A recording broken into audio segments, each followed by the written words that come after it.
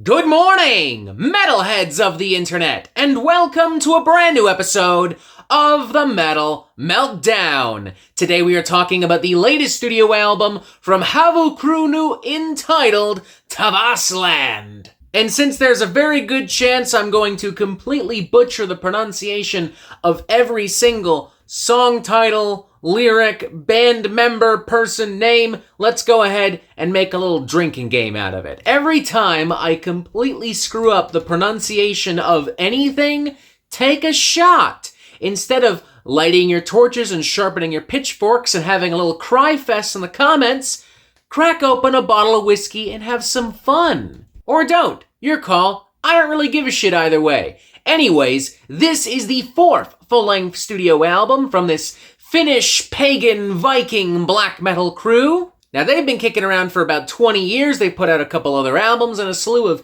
EPs and demos, but if you're anything like me, then that means you came to know them in 2020 with the release of Unus Siomen Sota. There's 3 shots right there. This is gonna be a fun drinking game. Anyways, the album was cool as hell. Dark, epic, adventurous, cinematic, massive, maybe one of the best black metal albums of 2020 in retrospect. With all of this in mind, I had no reason not to expect great things from this new album, Tavastland. I had no reason to not make this one of my most highly anticipated albums of 2025, and I am happy to announce that Tavastland has absolutely risen to the occasion and not only met my expectations, but surpassed them. Not only is everything that made the previous album great intact, but it has been expanded upon. This record is bigger, bolder, more brutal, better produced. It's more emotive, it's more atmospheric, it's more grandiose. Not only is it more epic and adventurous as well, but it just sounds like an epic adventure itself. Like, so far, every time I've sat down to listen to this album, even just a little segment of it, I immediately have like this image in my mind of like these ancient Viking hordes fighting it out on the battlefield, or maybe in some ancient castle, fighting off ancient spirits or another ravenous, bloodthirsty horde of Viking warriors. The album just exudes strength and confidence, not just sonically, but thematically as well. This all ties directly into the actual story of the album. The story of a small, strange people. Tavastland tells how in 1237 the Tavastians rose in a rebellion against the Church of Christ and drove the popes naked into the frost to die. And at the same time, there's a decent bit of introspection on the record. There's some urgency and relevancy to these themes and stories, as Havukruunu talk about reconnecting with nature, reconnecting with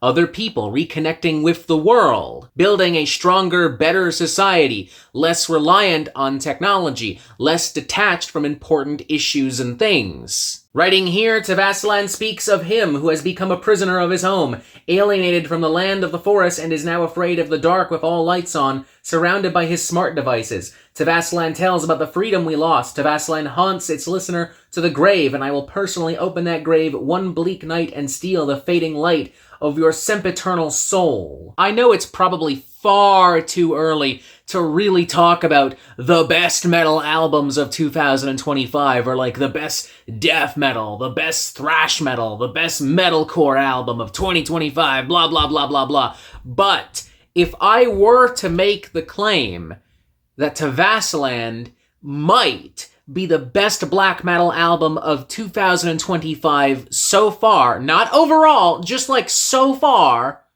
based on everything I've heard released thus far in 2025, I would hope I don't get too much pushback on that. I would hope that people hear that and go, yeah, that makes sense. I get it. You've got the opening number, Kuala Maten La Lun Henki, opening this thing up on a triumphant and mighty and glorious note with shredding, soaring whirlwinds of guitars, choral vocals, a steady foundation of pounding, pummeling black metal percussion. As guitar licks and melodies continue to climb the sonic mountain and reach the peak, they grow to be more robust, more regal sounding, more important. And as more brutal black metal tones and tremolo riffs are introduced, suddenly it feels as if we're sliding down the mountain, but in the most badass, brutal, fun, epic way possible. We're in the midst of a snowstorm, or an avalanche, or something like that. Love the contrast, too, between harsh and clean vocals. They complement each other so well. One minute you have these, like, rabid, screeching, venomous black metal shrieks and scowls. The next you have these epic ensembles of, like, chanting choral vocals. And is anyone else noticing a little bit of an epic heavy metal, doom metal kind of underbelly to this?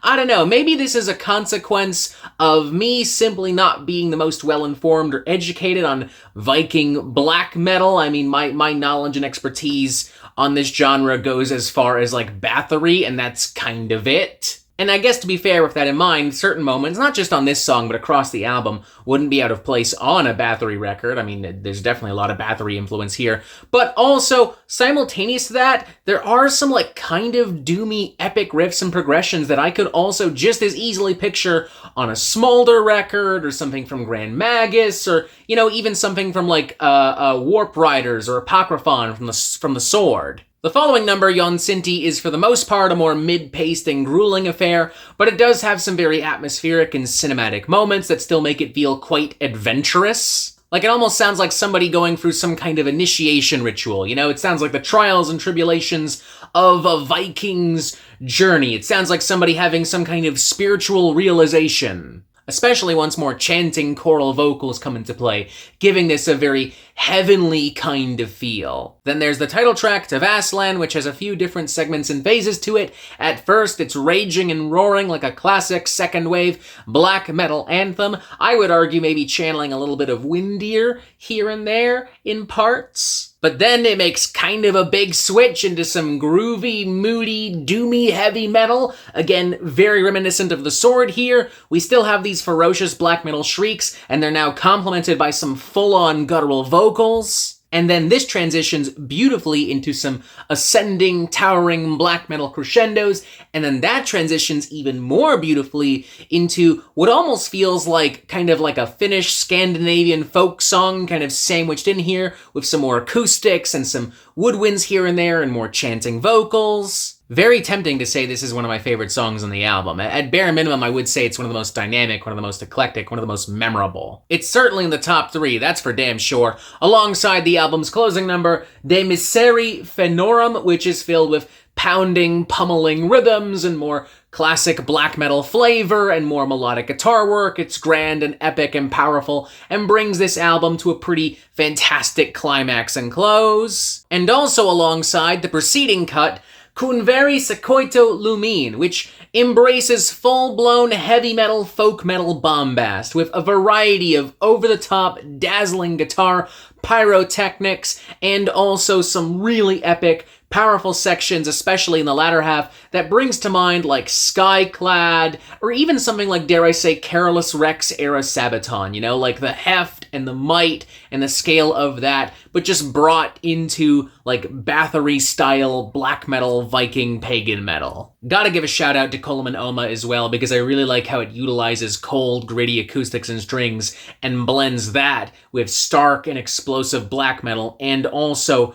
genuinely really epic, like doomy heavy metal. Loving the production and the size and the scale of this thing. Love how it uses woodwinds and acoustics and strings and choral vocals and like symphonic elements, but it doesn't feel like especially clean. Like it's still got some dirt under its fingernails, you know what I mean? Honestly, I'm feeling a 4.5 out of 5 on this bad boy. I'm loving it. I don't think there's a single dull or dumb moment to be found here. Incredibly well put together, incredibly well performed and executed all the way through. No fat, no filler, no bullshit, and I just love how confident and strong and adventurous this album feels and sounds, you know? Like, it's just plain awesome. It's just plain cool. I love it, and if you love epic, adventurous, brutal, dynamic, black metal, then I think you will too. 4.5 out of 5, an incredible record. Definitely check this fucker out. And that is it for the Metal Meltdown. I am not an expert, nor do I claim to be. So what do you think? Do you like this record? Do you not like this record? And what do you want to hear from me next? And thank you for watching. Make sure you press subscribe right here so you get updates on the Metal Meltdown fucking immediately.